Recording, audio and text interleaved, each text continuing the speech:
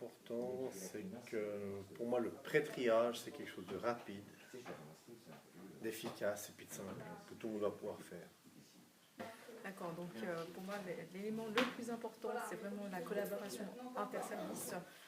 Il faut absolument se connaître entre partenaires des domaines des secours pour pouvoir communiquer ensemble et puis travailler ensemble et puis travailler efficacement ensemble pour la bonne conduite des opérations. C'est simplement l'organisation qui paraît justement si simple et qui n'est vraiment pas, et d'avoir des mots-clés et des structures qui nous aident à attaquer justement ces problèmes-là sur les sites d'incidents majeurs, c'était essentiel. Et avec très peu de choses, on arrive à avancer et c'est là qu'on a clairement une plus-value, quelque chose de simple mais qui est efficace et qui marche. Et là, c'était de manière globale, c'était ça que j'ai ressenti en secours. Alors je dirais que c'est surtout une méthode de travail et d'appréhension de l'événement majeur qui m'a été transmise par la faculté.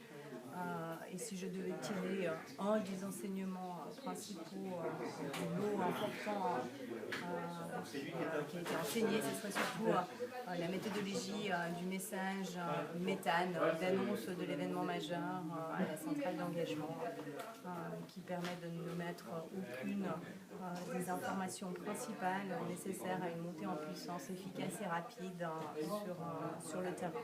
Mise en place d'un concept de gestion,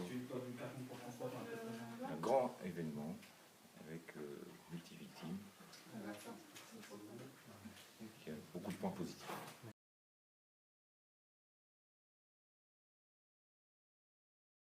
Il faut être rassuré parce que de toute manière, peu importe le background qu'on a, on se retrouve tous au même niveau, même ceux qui ont plus d'expérience dans le domaine que d'autres. Il se trouve que c'est fait pour tout le monde et c'est ça qui est vraiment intéressant et on rencontre tous les autres corps de métier. On a rencontré des gens qu'on n'aurait pas rencontrés dans d'autres cas qui vont faire que ça va aider pour les prochaines fois où il y aura un événement majeur. Là on sera clairement main dans la main et on saura parler le même discours.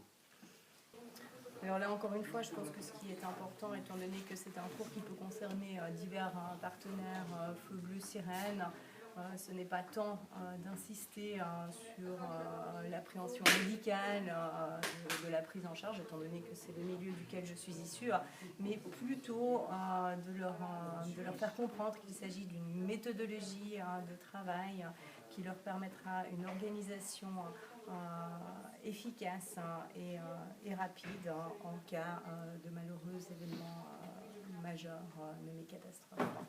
Alors je dirais qu'il ne faut pas s'arrêter à l'e-learning que j'ai trouvé un petit peu rébarbatif et tout, parce que le reste du cours c'est du partage, c'est de la pratique.